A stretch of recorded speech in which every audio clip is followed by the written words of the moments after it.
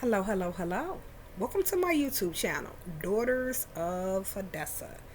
Today, let's have a conversation about the Shunammite maiden in the Song of Solomon. Yes, we're getting ready to talk from the Song of Solomon, Song of Songs, whatever you want to call it, honey, the erotic book. The Shunammite maiden teaches us three things. 1 point, if you're a virgin, stay a virgin until you get married. 2, once you get married, don't be intimidated or threatened by somebody else who's attracted to what it is that you have. Number 3, she teaches you how to keep the spark burning in your marriage. Let's go to number 1. Honey, girlfriend, let's talk. The Shunammite maiden and King Solomon, supposedly, or whoever the king was that was her mate, her date, they were not married. When all this conversation is going on, well, when some of it, when it first starts, there's 3 parts to this book. She's a virgin, then she's married, and after the marriage, something happens where her man wants sex. She denies him, and then she's out looking for him to give him the sex that he wanted from the door. 3 parts. Sister girl, being a virgin, she knew to keep her legs closed. She says throughout the book 2 times, do not wake in love before the time. That means don't give away your fine wine before the time. Keep your legs closed. Christian young lady, I don't care if it's 2 weeks before your wedding and you want to test the product. Don't do it. Because there is something sacred, something beautiful when a man and a woman engage in intimacy as far as the sexual component on their wedding night after you said I do. It's like God's hand, his favor overshadows. His blessing is upon you. If that man get the opportunity to tap the package, the goods, to test the product before you say I do, and I'm not saying that this can't happen after, but slim chances. But if you let him get the goodies before, I don't care how much it seems like he loved you, how deep the conversation was, how erotic, how intimate, how you and him seem like the perfect couple, is something different that takes place once he gets the goodies. But that covering that covers you up until that time, the Shunammite maiden turned her man out. And she was turned out too, with conversation before they got married. She didn't give him nothing. You not testing the cookies. You not finna tamper and touch with and play with nothing until you say I do.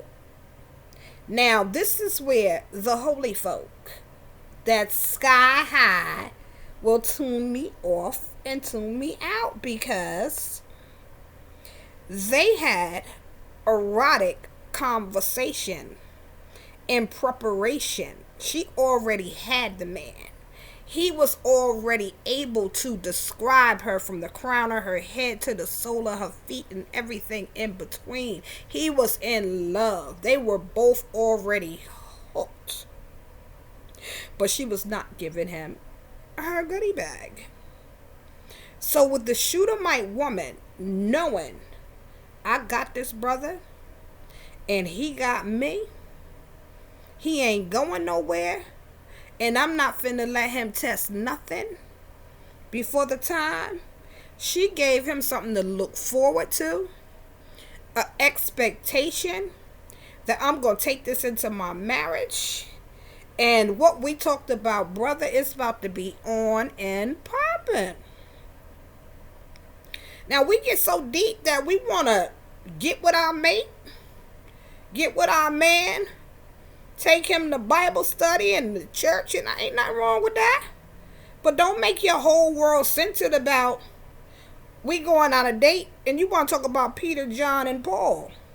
No. That brother wants to get to know you, know about you, invest in you, fall in love with you, your conversation, your intellect. Let him fall in love with that first. The Shunammite maiden. I don't know what she said to that brother, but some of it was erotic and gave him great hope and expectation, what he can look forward to. The second thing that she gave him, other maidens were looking at him. They noticed things about him. They complimented him. They wanted him. They played around him. They showed up where he was. They were attracted to him. Saw that that brother was fine. The Shunammite woman wasn't threatened. She wasn't intimidated. The Shunammite maiden knew, that's mine. I got that. She didn't allow what other people wanted or saw or was lusting after to bother her at all. I got that. What am I worried about it for? A lot of us women, somebody attracted to your man, instead of you looking at a compliment and looking back, just standing back and being like, yeah, that's mine. That's what the Shunammite maiden did. That's my boo. That's my thing. You know? That's my boo thing. No, not you. Oh, what you looking at? Oh, she looking at my man. That's my man. That's threat and intimidation. The Shunammite woman did not allow herself to get all caught up, but she warned them and let them know, you little young maidens, you see that fine, handsome thing over there? That's my boo. And he will not awaken love before the time. What? Intimidated by nothing, no one. Had him turned out. And then the third thing, after she got married, her and the brother, the king, were married. Not only did she turn him out, but when she denied him the goods, he caught an attitude, went out the door. She goes behind him after she thought about that thing. How can I deny this brother this good loving, or me from getting that good loving? And went looking for. Now, I don't advise for no woman to go looking for no man. And of course, this is biblical time, and it's tied to our love and our relationship with Jesus. Yes. But in the same token, this sister came to her senses. I'm not going to deny this brother. We married. I'm going to keep it interesting. Everything that I souped him up all the great expectation, she kept inventing new ways, new ideas to not only blow his mind, but to blow his mind. The Shunammite maiden teaches us a lot. You don't have to give up your goodie bag in order for you to get the man. You can get him and still blow his mind with your other gifts, your character, your beauty, your humor, your expectations, your talk, your erotic talk. I mean, after you're deeply in a relationship, not straight from the door, but give him something to look forward to. When I get a hold of you, it's going to be on and popping. Yeah, men like that. When you're not threatened by other women and their thoughts or opinions about how fine your man is, and when he is fine and somebody else compliments him, you don't have to say nothing. You don't have to be threatened. That confidence is beautiful. Them maidens look but don't touch. You don't have no problem with that. And after you get the brother and you say I do, keep it exciting. Keep it going. Keep burning that flame, burning that fire, putting some stank on it.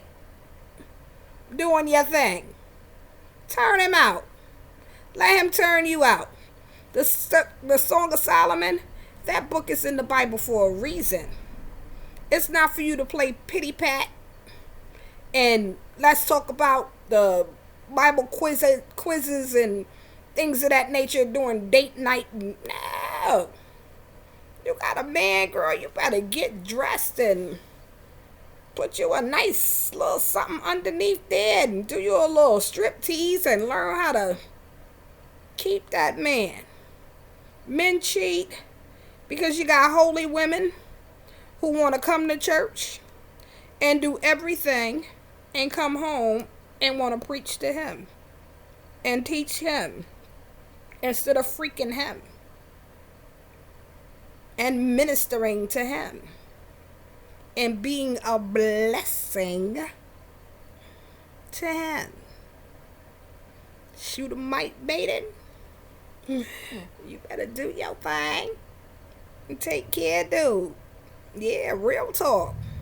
Song of Solomon, Song of Songs. This is Gail, Daughters of Hadessah. Have a blessed and prosperous day.